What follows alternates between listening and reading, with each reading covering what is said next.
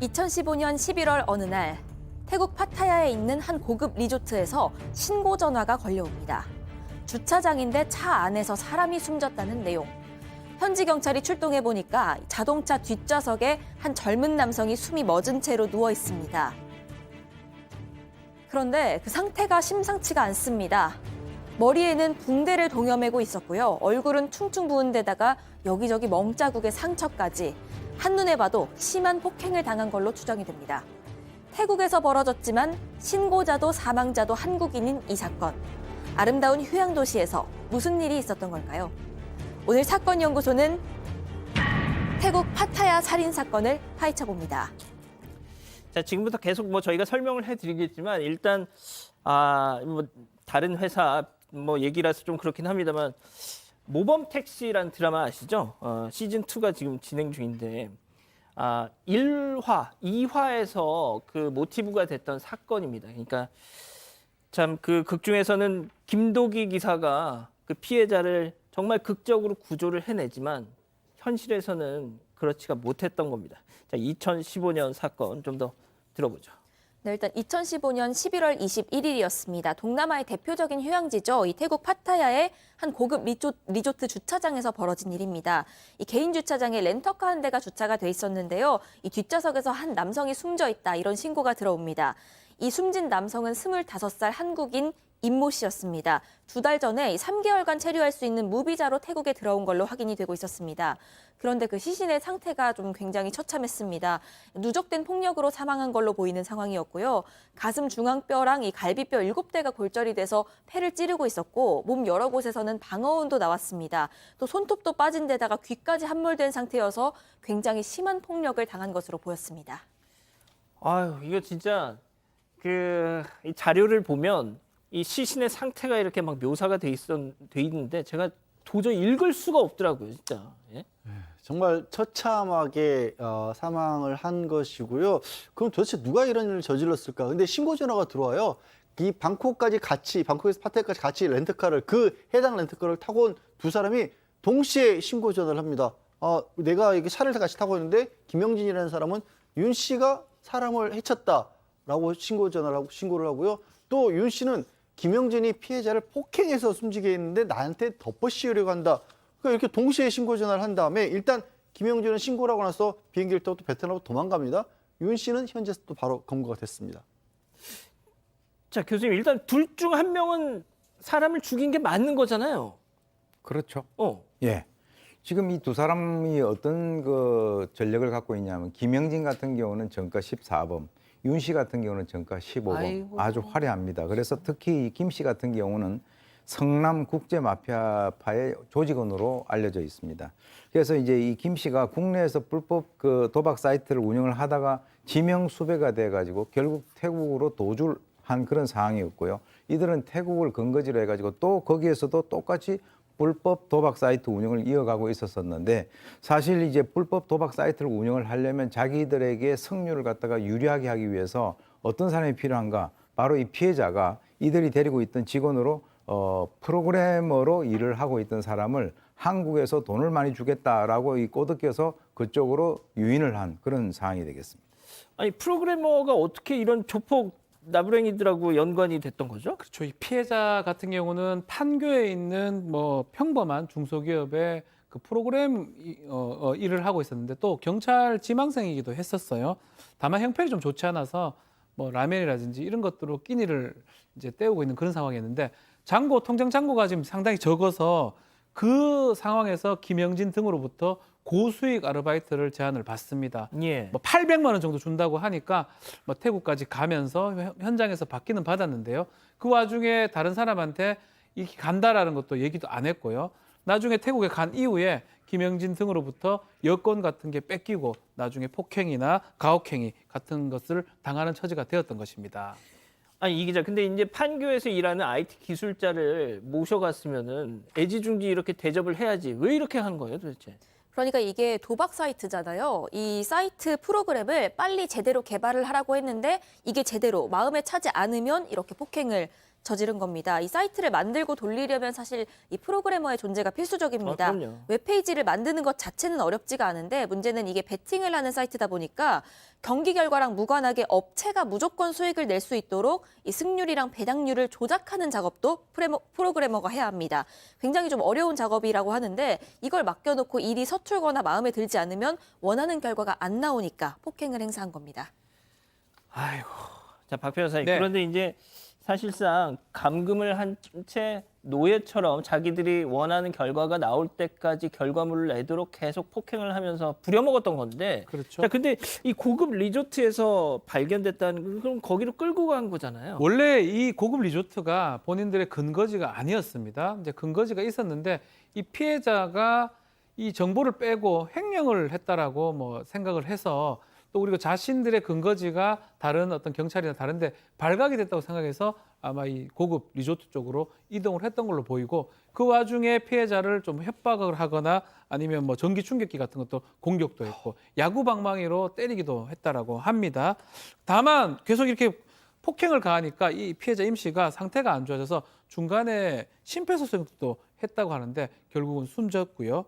이렇게 이 피해자 임 씨를 주차장에 방치한 뒤 이 사람들은 방 안에서 마약을 복용했다고 합니다. 양 변호사님, 이 지금 어떤 상황이에요? 좀 정리를 해주시죠. 그러니까 사람을 그렇게 피해자를 잔혹하게 폭행을 해놓고 자기들은 방에서 마약을 할 정도의 상황이었고요. 사실 더더군다나 이 피해가 한 사람이 그쳤던 게 아닙니다. 이 피해자가 사망하기 5주 전쯤에 갑자기 웬 청년이 한국 대사관에 허겁지겁 신발도 한 짝만 신은 상태로 만시창이 된 채로 뛰어 들어온 거예요. 그래서 내가 이게 불법 이 도박 사이트에 이 감금 착취를 당하고 있다가 도주했고 예. 여권도 빼앗겼는데 어떻게든 한국에 돌아가고 싶다 이렇게 호소를 한 겁니다. 당연히 대사관에서 한국으로 후송을 해줬는데 예. 이 청년이 맞아서 이미 뭐 고막이 찢어져 있었고 심각한 트라우마에 시달리고 있었던 거예요. 내내 같은 방식으로 피해자 같은 방식으로 이 감금돼서 착취를 당하고 있었던 거죠. 근데 이 범인들, 이 가해자들 입장에서 봤을 때는 이사롭게 한 사람이 도망을 갔으니까 그렇죠. 또 더 불안해졌던 거죠. 그러니까 피해자에게는 더 가혹행을 했던 것으로 그렇게 보입니다. 자, 교수님, 일단 지금 대사관으로 찾아간 저분은 뭐가 됐든 그 정말 소굴에서 뛰쳐나와서 도망을 갔잖아요. 네. 자, 그런데 숨진 임 씨는 왜 거길 빠져나오지 못한 걸까요? 일단 2명을 데리고 있다가 1명이 도주를 한 상태이기 때문에 그 이제 감시를 하는 저 전과자들 2명 같은 경우는 아주 독이 올라가지고 오히려 더 감시를 갖다 강화하고요. 또 일설에 의하면 바로 이 피해자 같은 경우도 한번 좀 탈출을 시도를 하다가 도중에 한번 잡혔다 그런 얘기도 있어요. 아하. 그래가지고 그때 엄청나게 폭행을 당했다라고 하는데 그래서 이제 그 뭐 어떤 프로그램에서 이 사람이 그 엘리베이터 타는 그 모습 같은 것들을 이렇게 블러 처리를 해가지고 보여줬는데 그것만 보더라도 엄청나게 사람이 상해 있는 그런 상황인데요.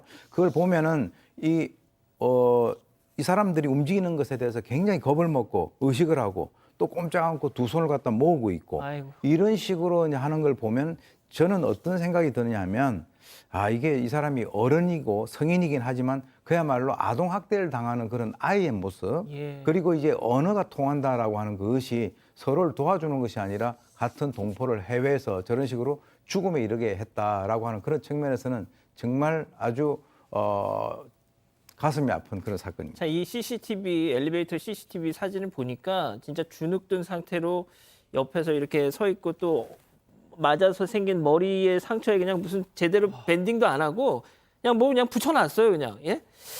자, 그렇다면 그 두 인간 서로 제가 죽인 거예요, 저 아니에요, 저는 거들기만 했어요. 자, 그 자들은 어떻게 됐습니까? 네, 일단 김형진은요, 사건 직후에 베트남으로 도망을 쳤습니다. 그런데 임 씨 사망한 이후에 이 김형진이 그 도망치는 와중에도 직접 임 씨 친구들에게 연락을 해서 협박을 합니다. 그 임 씨가 출국하기 전에 한국에서 자취방에서 쓰고 있던 컴퓨터가 있었는데요. 그거 보내라고 요구를 했다고 합니다. 실제로 누구를 어떻게 시킨 건지는 모르겠지만 며칠 뒤에 실제로 이 컴퓨터 본체만 감쪽같이 사라졌습니다. 아마도 여기에는 그 개발하기 전 프로그램 소스 코드라든지 주고받은 메일, 문서들 이런 것들이 있는데 이걸 없애려고 한 게 아닐까 추측이 되는 부분이고요. 그렇게 계속 수사망을 피해오다가 이 베트남에 있다는 첩보를 입수하고 경찰이 현지와 공조 수사를 통해서 도주 2년 만인 지난 2018년에 붙잡았습니다. 당시 베트남 남부에 있는 한 한식당 건물 2층에 머물고 있었는데요. 현지 여성이랑 같이 살고 있는데 며칠 전까지 여기 있었다. 이런 결정적인 제보가 들어왔다고 합니다. 자, 지금 붙잡혀서 공항으로 들어온 모습을 지금 보고 계시는데 김형진입니다. 자, 경찰이 비행 내내 앞뒤에 붙어서 감시를 하고 베트남 공안들도 송환에 동행했다고 하는데 당시 상황 잠깐 보시죠. 피해자 어떻게 죽이셨나요? 아, 제가 죽인 거 아니에요. 그럼 아니 살해혐, 모르면은 찍지를 말던가 뭐 하는 거야. 살해혐의 인정 안 하시나요? 예, 안 해요. 유가족들한테 할 말 없어요? 할 말 없으세요? 조사 받으면서 말씀드리겠습니다. 같이 일하던 진짜 와 진짜 제가 이제 이름도 생각이 안 나네요. 그 기자들 그 마이크 발로 걷어찬 인간 이후로 야 진짜 양 변호사님 한 말씀만 좀. 그냥 인간이 아니라고밖에 안 보이네요. 저거 어떻게 사람이라고 봅니까? 야 교수님 야 이거 진짜 글쎄요. 아니 제가 지금 이거 연기를 하는 게 아니라 진짜 깜짝 놀랐어요. 예. 사형이 좀 필요하다라고 느끼는 분들이 많을 것 같습니다. 왜냐하면 그 당시에는 이 윤 씨는 이미 검거가 돼가지고 태국에 있었거든요. 그러니까 자기는 죽이지 않았다라고 얘기를 하고 윤 씨가 죽였다고 그 책임을 떠넘긴 상황이니까 제가 이제 분석을 하건데 저렇게 아주 세게 나가야 정말 뻔뻔하게 나가야 이어지는 수사에 자기가 대비를 할 수 있지 않을까라고 하는 그런 생각으로 저런 행동을 하는 것 같은데 정말 뻔뻔하게 이럴 데 없네요. 그 얼굴 공개해야 된다는 말씀 주시는 분들이 많은데 예, 이 기자는 그 검색하면 나옵니다. 예, 보시면 되고요. 야, 이 기자들 어떤 처벌 받았어요? 그러니까 재판에서는 진짜로 윤 씨, 또 김영진이 서로 상대가 죽였다라고 얘기하지만 결국은 둘 다 인정이 돼요. 윤 씨 같은 경우는 태국에서 징역 15년 받고 사면을 받았었는데요. 그 2021년 사면 받고 출소했다가 국내에 왔다가 1심 재판 결과 징역 14년을 선고받았고요. 김영진 같은 경우는 저렇게 잡혀와가지고 감금하고 강요 때문에 징역 4년 6개월을 받고 다시 추가로 기소된 게 살인하고 사체유기입니다. 이 부분은 징역 17년을 선고받아서 김영진은 21년 6개월, 윤 씨 같은 경우는 징역 14년 선고가 됐습니다. 교수님 이게 이제 그 드라마 모범 택시에서도 정말 되게 거의 이제 모티브를 삼았던 사건이다 보니까 되게 진행이 비슷해요. 이 사건이 조금 안타까웠던 것이 취업난 그리고 저임금 이런 거에 시달리는 청년들이 기업화된 불법 도박 시장에 이제 유입을 해서 이제 그 유혹에 타국에까지 가서 그 일을 하려고 하다가 저런 마수에 딱 잡혀가지고 이 피해를 본 정말 어떻게 보면 안타까운 사회 현실을 반영하는 사건이었지 않습니까? 그러니까 이제 통상 저렇게 외국에 가면 제일 먼저 하는 게 여권을 뺐습니다. 근데 여권 뺏어도 상관없습니다. 그거는 바로 저기 영사관 같은 데 가가지고 분실 신고하면 그걸 갖다 받을 수 있어요. 근데 어떻게 됐건 간에 지금 한 젊은이의 어떤 그 생명이 저런 식으로 무참하게 꺾인 그런 상황에서도 사실 여기에 어떤 뭐 판결이라든가 이런 것들을 보게 되면은 저 정도밖에 안 되나라고 할 정도가 되는데 실제로 이 피해자의 당시에 어떤 그 뭐 어떤 눈이 터졌다든가 하는 이런 여러 가지 것들을 보면 더욱더 이제 분노를 하게 될 텐데 중요한 거는 뭐냐면 요즘도 고액 알바를 미끼로 해가지고 저렇게 프로그래머들을 지금 현재 본인들이 유인하는 그런 상황이 있다라고 하는 거죠. 그렇군요. 왜 그러냐면 국내에 총판을 두고 해외 불법 도박 사이트를 운영하는 조직들이 이게 돈이 되니까 점점 늘어나고 2017년 기준으로 약 80조 원대 규모라고 하니까 프로그래머들 특히 이거 보시면은 정말 조심하시기 바랍니다. 근데 아까 진짜 제가 모르면 찍질 말아야지 하면서 욕하는 그 김영진 모습은 정말 너무 충격적이네요. 자, 오늘 사건 연구소 이렇게 정리하고요. 가족 여러분 잊지 마시고 구독과 좋아요, 알림 설정 여기. 여기.